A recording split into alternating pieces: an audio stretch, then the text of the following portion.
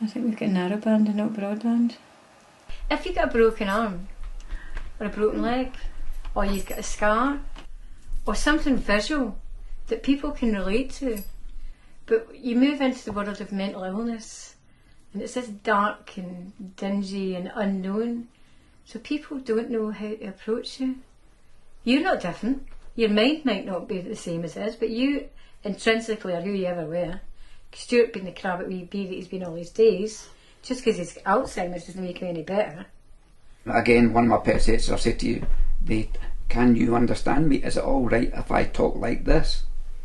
Well, my answer to them is, you can talk like that if you want, but you sound like a bit of an idiot.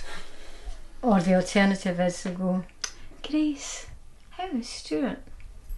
Oh, Stuart, the Stuart that's actually on my arm just now. Yeah, how are you, Stuart? Yeah. And I mean, I do make I get offended by it, that they presume that once given diagnosis you have turned into this strange person that's lost the will to communicate. And the only way they can communicate is through me. Yes, memories are part of it, but it's not all of the illness. And that's what a lot of people have to know. That there are other,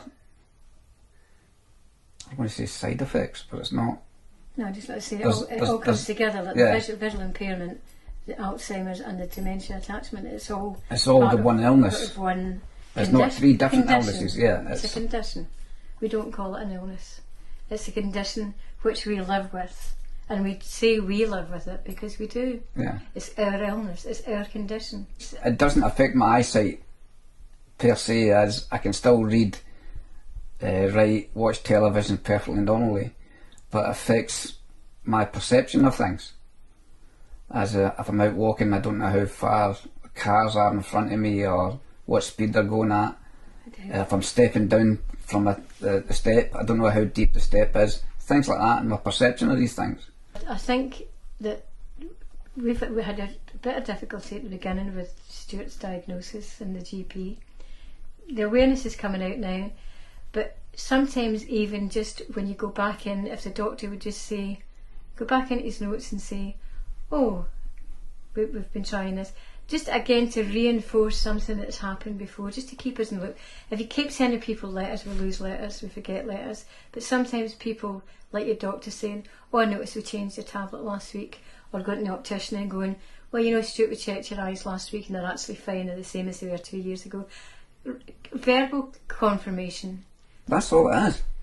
Just and to give people, anybody that's got any kind of issues with health, mental or otherwise, to give them dignity, because the first thing that you lose is your self-confidence. The world changes overnight. You go from being Mr. and Mrs. Average to, oh, he's got Alzheimer's, oh, it's a shame, that's a wee shame. And you could hear the wee whispers and all the rest of it. But we're still the same people. And to reinforce the fact that you are worthwhile, you do have something to offer. And Stuart does have a lot to offer. RNIB, supporting people with sight loss.